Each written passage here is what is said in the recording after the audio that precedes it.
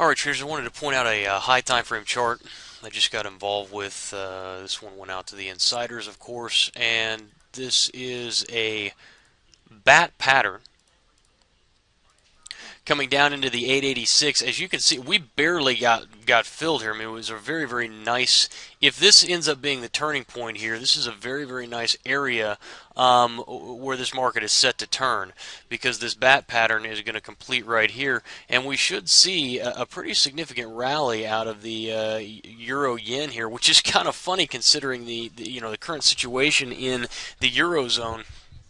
But even with those, that being what it is, this is another example of, you trade the pattern when the pattern comes, and you put yourself in a position to be able to to make a profit when the market provides you with an opportunity. And if you're going to be an advanced pattern trader, what I call an advanced pattern trader, this is something that you have got to be willing to do, which is to go against the grain at times, and what is happening in the world, and what the news events and all of that are saying and telling you that you ought to be doing. This pattern formation here is a perfect butterfly pattern here, completing at the 886 retracement. And I want to go ahead and drop this down to a 60-minute chart, and I'm going to actually show you what we're looking at here on the lower time frame. Now there's some framing here that has happened. If you look at the bottom, we talk about stop moving and when you want to be able to move your stops. And in a situation like this, what I tend to do is, if you look, I'm going to collapse this chart way up so you can see where the stops are all the way down here, significant distance away right now, because I didn't know at the time where this market was going to turn. I thought we were probably going to find some support right around this 886 retracement, and as it turns out, we have. Now the market has rallied significantly and sharply off of that, from about 108.04, which is where we got involved, to 109.30. So over 120 pips in a very short amount of time here on this particular trade. Now, what I'm watching here is this, and it's not this high, it's not the spike high that you might anticipate it would be, but it's the initial high of the channel. If you look at this channel, I'm going to draw in the channel from the absolute high to the low end here. If you take a look at this, there's a channel in here, and if I collapse this down, you're going to see even more specifically what I mean by this.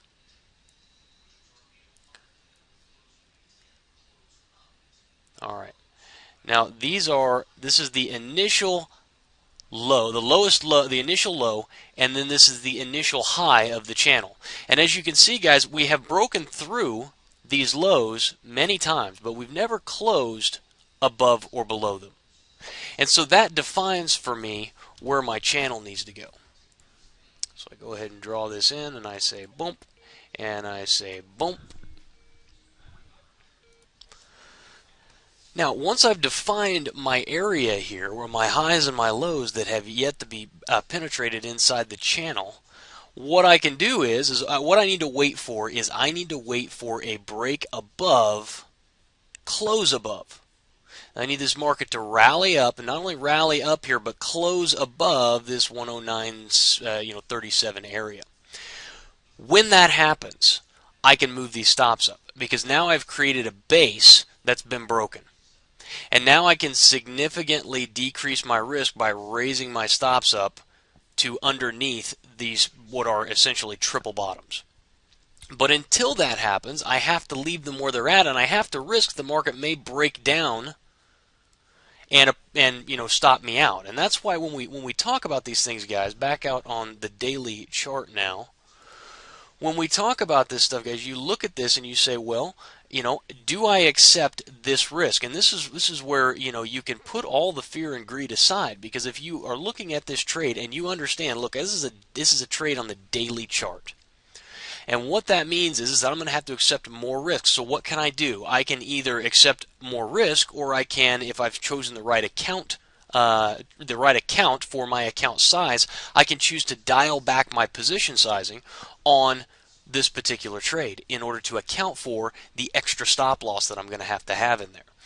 But I want to make sure that I'm not overexposing myself in the market, and the best way to do that is to dial back the position sizing, because you want to be able to take advantage of these. This is a longer term swing trade. If we're looking at it on the daily chart, even if we get significant rallies here, it's going to take 1, 2, 3, probably 4 or 5 days to get back up here to to where our initial targets will be.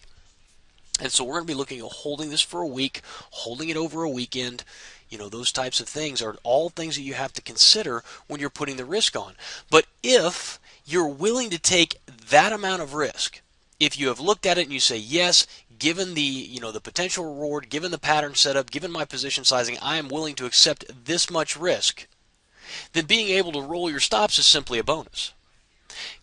This market can, if I look left over here to X, where my X is, this market can come all the way down to X and stop us out. Or, excuse me, and come all the way back down here and rally and still be a valid Gartley pattern. So what we have to do is we have to have our stops below X. And as I look left, I also see that there is another cycle bottom in here that the market may try and aim for in order to take out the stops of anybody watching these lows. And so what I did was I took the low of that area and I went just underneath it. Now, if this market continues to rally here, then that's going to be great. I will feel no pain. I will roll my stops up underneath the triple bottoms and hopefully just stay behind the market as it rallies. If, however, it rolls over and takes me out on my protective stop, I have accepted the risk of that stop before I put the trade on. Before this trade went on, I knew 3 things. I knew where I was entering the market. I knew where my stop was going, and I knew where my initial target was. I knew that the risk-reward profile was good enough to take the trade, and I knew that my risk exposure, because I could dial my position sizing back, was not so much that I would be putting my account at risk if I got stopped out. And so those are the types of things, as you start to think through your own trading and the decisions that you have to make as the trader, those are the things that you have to consider. Those are the checks that you need to put in your boxes in order to make sure that you're in a trade that you should be in. Too many traders come into the market and they just start trading. They just start throwing money around. They're like, oh yeah, that looks like a good trade. Oh, it's a double bottom. Oh yeah, I know that. Oh, there's a head and shoulders pattern. Oh yeah, I'm going to go ahead and trade that. And then once they put the trade on, now they're trying to figure out, okay, I'm just going to let this run and see what happens. And then when the market starts to go against them, then they start to ask questions like, should I be in this trade? Where should my stop go? When should I get out? The most painful emails that I get are from traders who tell me, I took a long trade, I took a short position, whatever the case may be, I'm now down 200 pips. And I'm not sure whether I should stay in the trade or get out. What should I do? And that immediately tells me that that trader had no plan when they entered the market. When that trader got involved in the market, he or she had absolutely no idea when and how they were getting out. They had no safety net. They intended to take the trade and then, watch it go into the green and then decide once it was in the green when they were going to take their profits off. And traders, that is a self-destructive way to trade. 3 things: entry, stop, and target. Where am I getting in? Where am I getting out when I know I'm wrong? And there are conditions that we apply to determine when we're wrong. How do we know when we're wrong? How do we know when we need to be out? But once I know that, where am I getting out? And number 2, where are my profit targets going? And how do I identify that? How do I determine the right place? Because it's not arbitrary. Nothing that we do is arbitrary. All of it has a purpose. There's specific reasons why every single engagement with the market happens. And traders, I would, in a last note, I would say to you, if for any reason you don't know those things, and you don't have that trading plan laid out, and you don't have that information ready at hand, stop trading immediately. go back to the basics, go back to the beginning and start writing those things out so that you can empower yourself, so you can provide yourself that level of security and comfort when it comes to putting these trades on. I don't know whether this trade will be a winner or a loser. In the grand scheme of things, it doesn't matter. It's just another trade. But I can tell you, traders, that if you don't have the plan, then you're going to lack the confidence. And if you lack the confidence, you're going to lack discipline. And if you lack the discipline, then ultimately you're going to fail in your attempts to conquer the market. Until next time, guys, good luck and good trading.